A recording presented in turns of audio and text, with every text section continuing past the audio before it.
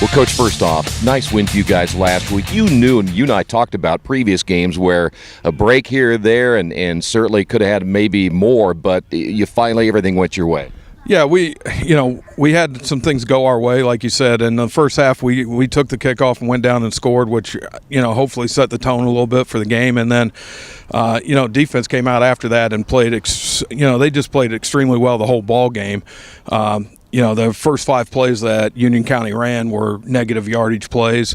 So, that's always a big bonus when you can start a game with a touchdown and then, play that well defensively. Let's go back to that because that's a football team that can throw the ball pretty well. Were you anticipating, certainly had to go into that game knowing they were going to throw the ball. What was the game plan to kind of slow that down? Well, we knew they could throw the ball some, but we also knew that Durst kid has been racking up some pretty good yards. So our first order of business was to slow him down and stop him a little bit, which we were able to do.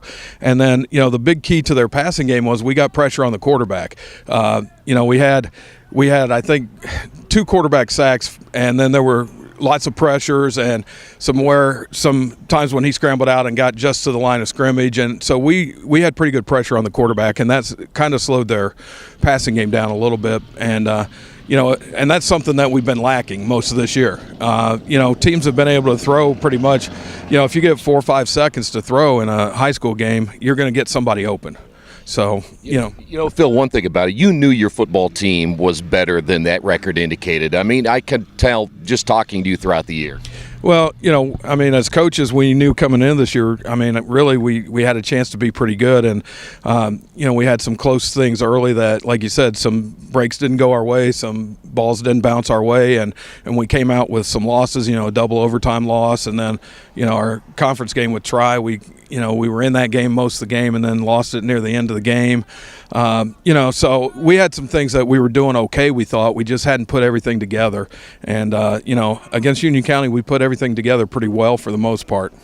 Coach, this week, another Union City team that you'll have to deal with, a team that certainly has had some ups and downs this year. What do you see in that program? Well, I see it. They've got some kids that are good athletes that are quick. They're not an exceptionally big team necessarily, but they're running backs, their receivers, those guys are quick, and that they run hard and they play hard.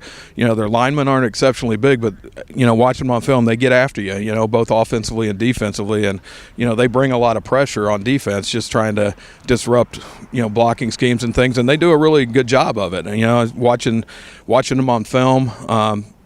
The last couple games that they played, they beat Winchester, which we weren't able to do, they played really tough against Centerville early in the game. Centerville eventually broke some big plays, but early in that game, Union City was right on top of the stuff. So we know that we're going to see some pressure defensively, and that they do, they're a little bit similar to us offensively in some of the stuff that they do. They'll throw some boot pass, they'll run a little bit of trap, they'll run some counter. So, hopefully, their offense isn't going to be a mystery, but, their defense, they play a 3-5 and they bring guys from all over the place. So, we just got to be aware, and linemen have to communicate. And I think if we can do that and get on people, then we've got a chance to, if you're going to commit 7 guys to stopping the run, then there are times when you're going to give up a big run. So, that's what we told our guys. You just got to be patient because they're going to make some plays because of the pressure, but we're also going to have an opportunity to break some plays. Hey, Phil, the tournament draw is coming up here, I believe, on Sunday. Talk a little bit about your preparation now as you get ready for the tournament, which is now just a few short weeks away. Well, the biggest thing right now is I'm not even worried about who we draw yet, and I'm not even going to worry about it Sunday. It's good to see, and, the kids are going to be excited to see who we get and all that, but really, my focus is going to be on Northeastern, this upcoming week. And, we still got 2 conference games left after this week that are important to us in terms of all conference selections and stuff. So we don't want to look past any games and say, they're pretty good, so I'm not sure how we're going to, I don't want to do that. I want to go into every game with the idea that we're looking at trying to win that game. Obviously I'll probably start looking at some film.